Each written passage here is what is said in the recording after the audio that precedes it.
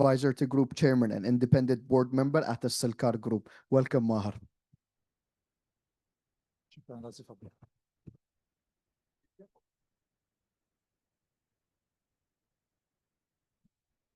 Assalamu alaikum wa rahmatullahi wa barakatuh. Good morning, ladies and gentlemen. I've got a quiz for you guys. She should have asked you, but she didn't. She was very nice and kind. Do we think there's a difference between clean energy and renewable energy?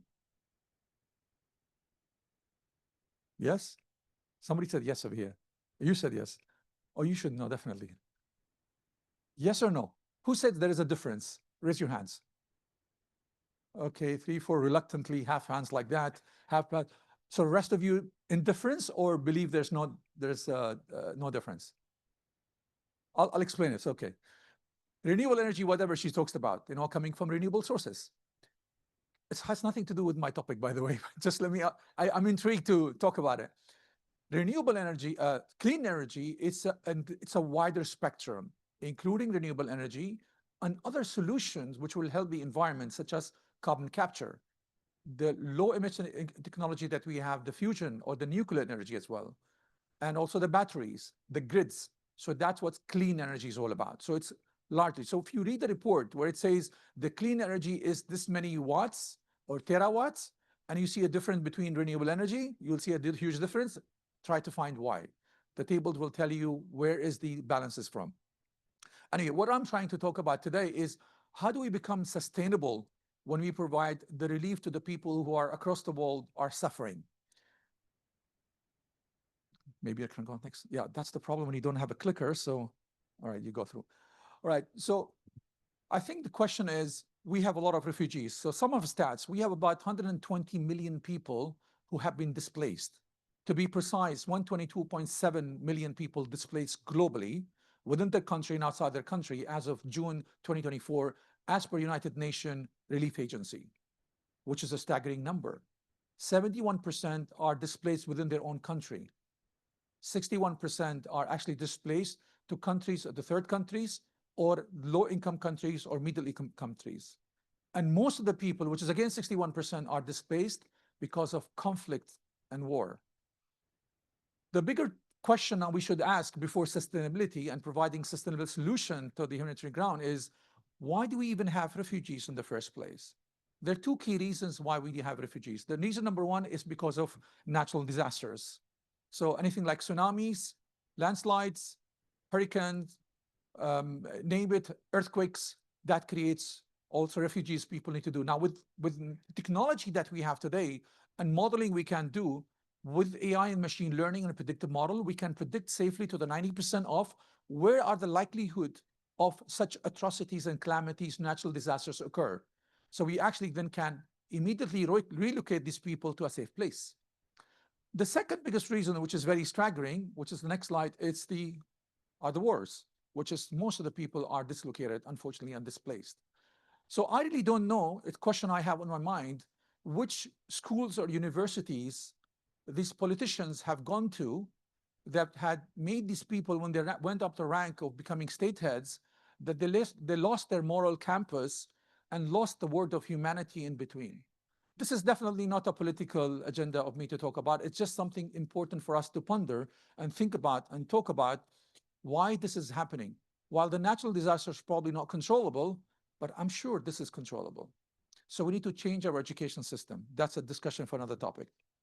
Going back to circularity, I think it's important for us to come aligned in understanding what circular economy means, what economy we're living today, is it linear economy, and what are the benefits of transitioning. So if you go to the next slide, to understand the circular economy, I think the next picture depicts it very quickly, and I think it's hand-drawn. I've not drawn it, somebody's drawn it, although I draw very well. If you look at the first picture, it's very simply explained. We would draw material from Earth, we make products, and once the lifetime is over, we dispose it. So withdraw, make, dispose, WMD. You know, WMD, you heard about it a lot. This is the same WMD to the economy. Then we transitioned in between to starting recycling things. And one of the most recyclable things is plastic, because about 400 million tons of plastic are actually wasted on a yearly basis globally. So that's why there's a lot of effort put in over there. How do we recycle plastic? And I think there's a lot of attempt being made to reuse plastics differently. we've got one of the companies we have where our chairman sits as the board of the company over there. They've got a mandate in terms of using recycled plastic, which is Pepsi, by the way, in UAE. Now we want to transition to something circular. So the picture, previous slide, it's all right, don't worry. The picture over there very clearly says it. Hardly anything goes to the trash. There's a little bit over there, but everything is recyclable in the economy itself. So what do? One, we have to go back to the design stage to make sure we design products that once I don't want it, somebody else can put it in a different purpose. So I can use the material, make it for a different purpose, and use it back in the economy. So that's what circular economy means. But it doesn't mean that it will never go to trash, but at least it will be used 5, 6, 7 times in the economy before its life is completely perished. That's what circular economy definition is. Now, with that being cleared, let's go and find out, what do we want to find out? How do we support that to happen? There are two key things are very, very important for us to support that happening. One is finding funding for that, because these are new things that people are working on. Globally today, roughly about 7 to 8%, some reports will tell you 10% we are circular in nature. That means our economy is still completely reliant on either a linear economy or some of it are getting recycled. But we are far away to become a circular economy. But works are going on quite extensively. I also sit on the Circular Economy Committee for the UAE, where we actually look at after all the waste that we have in UAE and actually putting the practice for them. What we do to make sure that happens conducively, we bring the subject matter experts from the private sectors, and we happen to be one of the private sectors, which we have a lot of waste we deal with for the last 15 years, and we bring academia in place and bring the government and local government and come up with a draft of the policy through a workshop. We come up with a policy which is very conducive, where we can then say, okay, this is how we can recycle this material, for example. So you require funding, and then you require innovative ideas. And it's very important that we make sure that innovative ideas has to be something completely out of the box. So we start relying on for the funding, which has to go away from the traditional funding, because bankings cannot change. So we have to find impact investors, those who want to actually invest in something which is long-lasting, sustainable, alongside helping immediate relief to happen as well. So the fintech companies, something happened, started coming up and popping up for the last 15 years. Fintech companies, as a definition, which is companies who are into the financials, providing financial solutions, so financial technology companies, that's the short form fintech, but they're not banks, but they're trying to find solutions that banks cannot offer. A simple example to be is like, if I want to transfer money today through a banking system, it takes a lot of time. And it has to do a lot of handshakes with other correspondent bank globally. And some clearing needs to happen because they're controlled with central banks respectively within the country. And the country you're actually sending the funding to. But with fintech companies, you actually bypass all these kind of things. So if you look at it, cryptocurrencies, if you're transferring any crypto to yourself, it happens instantly, the same second you transfer to others, as long as you have the hash numbers. But it doesn't happen in the normal financial. So we require these fintech companies to come and fund that. So there are a lot of them are working, coming up with innovative ideas. Now, why the innovative ideas are required?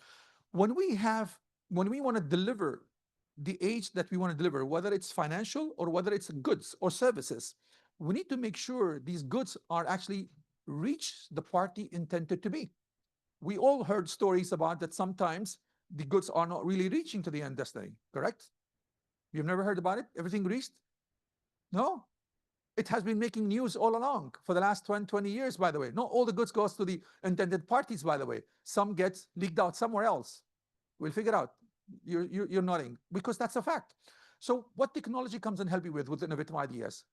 For example, blockchain, many of you probably heard about it.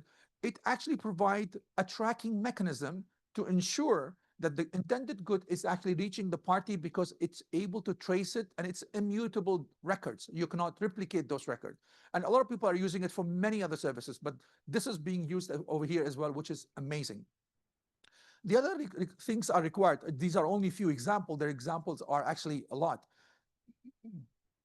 When you are actually in a refugee camp, you're probably deprived from the corporate job life you had or other SME jobs you had. So they start coming up with small things, let's say a repair house, a recycling shops, or a centers. So they require funding.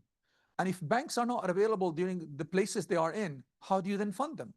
So these fintech companies, the technology companies we talked about, they actually provide a mobile service. Through mobiles, they'll actually send you funds.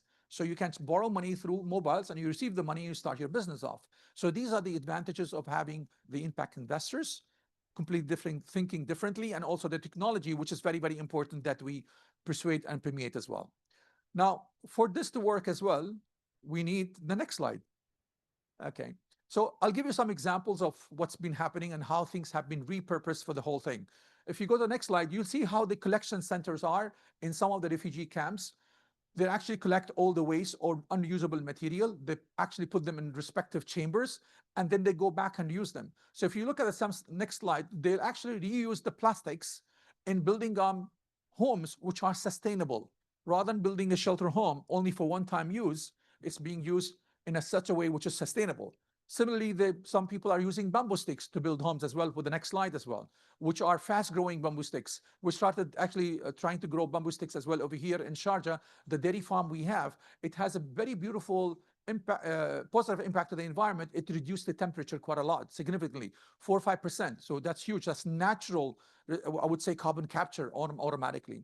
Some of the other examples we have in the next slide is how do we make sure the packages are there, are light, redesigned for purpose, to put in a container which are reusable. How can we deliver them? Through drones, because the packages are very small. So this is how you become very sustainable. If you look at the next slide, how do we use the waste that we have today and repurpose them? By community-based centered workshop that we have today. So community centers are very important by taking all the waste that we have and actually giving a second life for this waste. So use them again, which are very, very important, rather than going to the landfill. Remember the problems that refugee camps have. They have no space. They're squeezed into a very small space per square feet over there. So imagine if we don't do that, we will have a pile of tons of waste over there. So now they're already in the atrocity, and now they have to deal with the trash. So if we need to avoid that, we need to make sure that we reuse the material again. Some of the other example we have, you can see how the community center, the hub which comes up, they pop up in every single refugee camps. The people are actually taught how to use the electronics as well and repurpose them again or give them a second life. And a dashboard is very important, which is on the right side bottom over here. It tells you how many machines have been reused again, how many bicycles were actually being repaired and being reused, and so forth. What you track, if you track things, only then you'll be able to follow the whole thing. The other things about the waste, how do you repurpose the waste on the examples we've mentioned to make sure that we don't create pile of waste and get them used again and select them. Now, this will not work alone. We need to make sure everybody, all the stakeholders need to come together. If you can go to the next slide. So it's important that we have everybody coming together, whether it's the government, the federal government, local government, the humanitarian themselves, or even NGOs, the World Bank, IMF, name it, the policymakers, the innovators, the financier, everybody else. By the way, this has been done by AI. Just to tell you, the AI is stupid. It could not spell it correctly. I purposely kept the slide like that. I'm doing my second doctorate in AI, so don't worry about it. I've been developing model for 34 years. So unfortunately, that tells you there's a lot need to be done when it comes to AI itself. So if you go to the next slide, what is the way forward we need to do? What's the call of action over here? I think the message is for us here in the room, or in the hall, I should say. How do we take this message back to home? I think any change need to happen first from home. I chair a lot of schools, and I sit on the universities as well as an advisor. When I tell my principal, this is what we want to do. There are 6 things we need to teach our children with, and we're working with them, and they're working fantastically well in our schools. Let's pick one thing. And our school are irrelevant to the future reality. Same thing for the university. So I had a TED talk last February just addressing that. So when it's up, you probably can watch it. One of the things is about sustainability. So when we teach them about sustainability and they go back home, they really unlearn and come back completely different. Why? Because parents are so differently aligned. Those who are parents and have loved ones, how many of you are teaching sustainability to your children? Don't shy, raise your hands if you are. Oh, wow, only this much. You never failed to fail me. All the time. So this message is for all of you. Those who are not married, adopt it yourself. That's very important.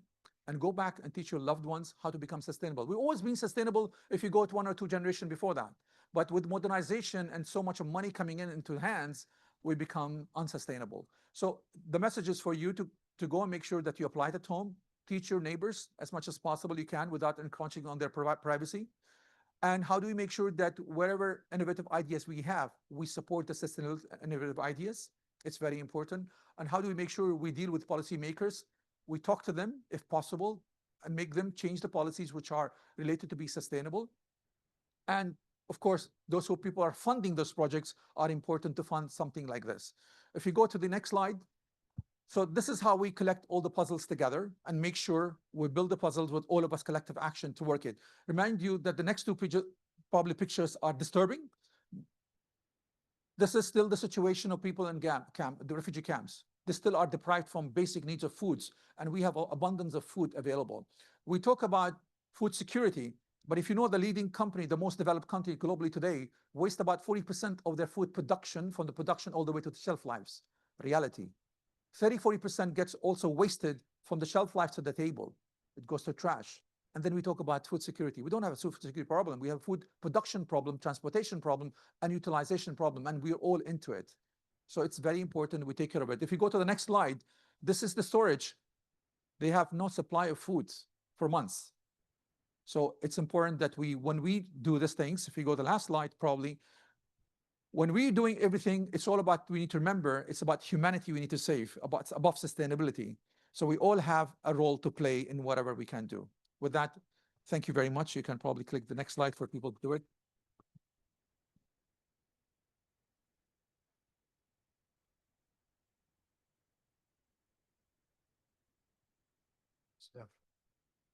Thank you, Maher, for such an insightful and thought-provoking session. It was a pleasure having you. Thank you.